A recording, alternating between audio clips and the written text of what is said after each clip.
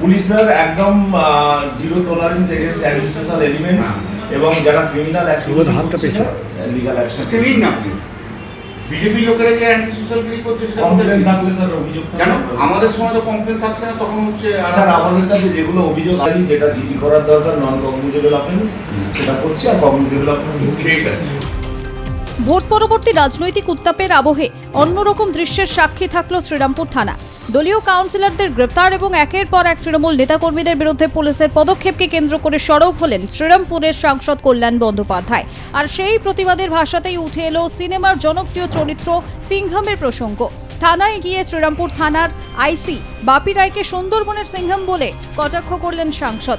আমরা করবই না স্যার, আমরা লিগ্যালি অ্যাকশন। আপনি বললেন সুন্দরবন থেকে শায়েস্তা করে শ্রীরামপুর শায়েস্তা করে দেবো, আমি সিংহাম।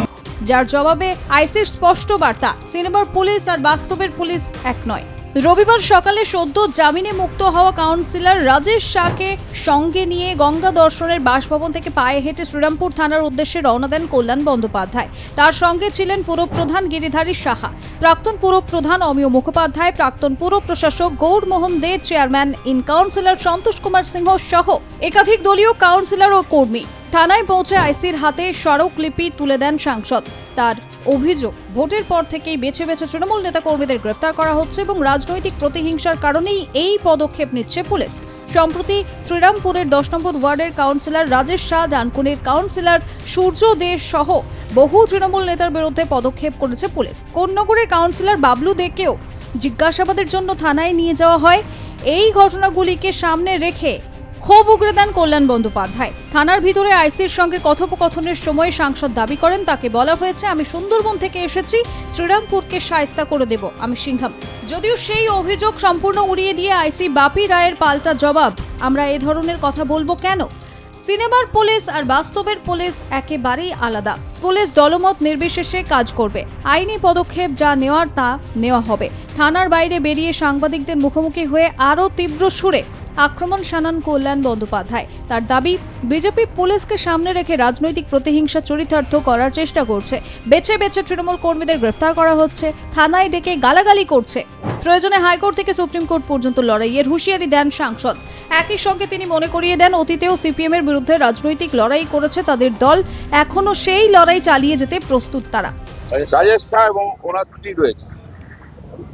আপনারা জানেন যে কয়েকদিন আগে রাজেশ শাহকে পুকুয়াকে অ্যারেস্ট করেছিল, তারপর তো কোর্টে যাওয়া আছে, কোর্টে বেল পেয়েছে, কিন্তু থানাতে নিয়ে এসে তাকে যেভাবে পিটিয়েছে, এ অবর্ণনীয়ভাবে পিটিয়েছে। যেভাবে পিটিয়েছে, ওকে গালাগাল দিয়েছে, আমাদের সম্বন্ধেও অনেক কথা বলেছে, কে তোদের কল্যাণ দেখে নেব, কে তোদের পাপ্পু সিং আছে তাকে ঢোকাবো। আজকেও যখন জমা দিয়েছি তখন বলছে যে আইসি বলছে যে সব ঠিক আছে, আমার কোনো আপত্তি নেই, সবাইকার কমপ্লেন নিতে হবে, কিন্তু বিজেপির বিরুদ্ধে কমপ্লেন হলে কি হবে? বিজেপি যে গুন্ডামি মস্তানি করছে, কোথায় কি হবে? এই ক্ষমতাটা বিজেপিকে কে দিয়েছে? থানার বড়বাবু কি ঘুমোচ্ছে? বাড়ি যে বুলডোজার দিয়ে ভেঙে দেওয়া হচ্ছে, বিজেপির লোকেরা যে পুলিশ দিয়ে কোনো নোটিশ না দিয়ে, এটা কি ঠিক হচ্ছে? পুলিশি রাজ চলছে পশ্চিমবাংলায়, একদম অটোক্রেসি চলছে, পুলিশি রাজ চলছে। কালকে ওই ডানকুনিতে পরশুদিন সূর্যকে ধরেছিল, হ্যান্ডকাপ করে নিয়ে এসছে, রাত্রি 2টোর সময় অ্যারেস্ট করা হচ্ছে। গোড়ারা পুলিশি রাজ চলছে আর বিজেপির গুন্ডাগার্দি চলছে। বিজেপির গুন্ডাগার্দি, পুলিশের ক্ষমতা নিয়ে পুলিশে এইসব করা হচ্ছে। শুভেন্দু অধিকারী মুখ্যমন্ত্রী বলে দিয়েছে সব জায়গায় তৃণমূলের ছেলেদেরকে তুলতে হবে। ও তো বলেছে 12,500 ছেলেকে তুলবে, বলেছে না 12,500 ছেলেকে তুলবে। এগুলো তার নিদর্শন হচ্ছে 12,500 ছেলের। আর আমিও শুভেন্দু অধিকারীকে বলে দিচ্ছি, মুখ্যমন্ত্রীকে, আপনি যদি 12,500 ছেলের তোলেন, আমি এবং আমার সহকর্মীরা 12,500 ছেলের পাশে সঙ্গে থাকবো, ছাড়বো না, কিন্তু ছাড়বো না আমরা। পুলিশি রাজ খতম করতে হবে, পুলিশি রাজ দিয়ে হবে না। রাস্তায় আছি, রাস্তায় থাকবো। অনেক পুলিশ অফিসার দেখেছি, অনেক পুলিশ অফিসার দেখা আছে, অনেক দেখেছি। 45 বছর রাজনীতি করছি, সিপিএম এর বিরুদ্ধে লড়াই করে এসেছি, আবার নয় বিজেপির বিরুদ্ধে লড়াই করব। এই পুলিশি রাজ খতম করতে হবে। পুলিশ দিয়ে সরকার চালানো যায় না। প্রথম দিন থেকে যারা পুলিশ দিয়ে সরকার চালায়, তাদের মতো একটা অপদার্থ মুখ্যমন্ত্রী হতে পারে না, অপদার্থ মুখ্যমন্ত্রী। জেল তৈরি করা হচ্ছে তৃণমূলদের ঢোকানোর জন্য। এটাই তো হচ্ছে কথা কতটা অটোক্রেসি হলে, কতটা ক্ষমতাবান হলে এই সমস্ত কথা বলে। অশিক্ষিত লোকেরা মন্ত্রী হয়ে গেছে, তাদের কি করা যাবে? অশিক্ষিত লোকেরা যদি মন্ত্রী হয়ে যায়, যারা আইন জানে না, যারা সংবিধান জানে না, তারা যদি মন্ত্রী হয়, তাদের যা হবার তাই হচ্ছে দেশে, পশ্চিমবাংলায়। কিন্তু মনে রাখবেন, পশ্চিমবাংলার ইস্যু সারা ভারতবর্ষের ইস্যু হয়ে দাঁড়িয়েছে।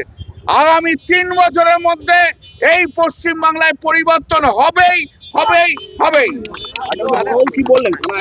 বলে আমরা উনি কমপ্লেনটা রিসিভ করলেন, হালকা থ্রেট দিয়ে দিল রাজেশ সাউকে। ওর বিরুদ্ধেও কমপ্লেন আছে, আমরাও সেগুলো ইনভেস্টিগেশন করবো। ইনভেস্টিগেশন যদি না হয়, হাইকোর্ট সুপ্রিম কোর্ট পর্যন্ত টেনে নিয়ে যাব শ্রীরামপুরের থানার পুলিশ অফিসারদের।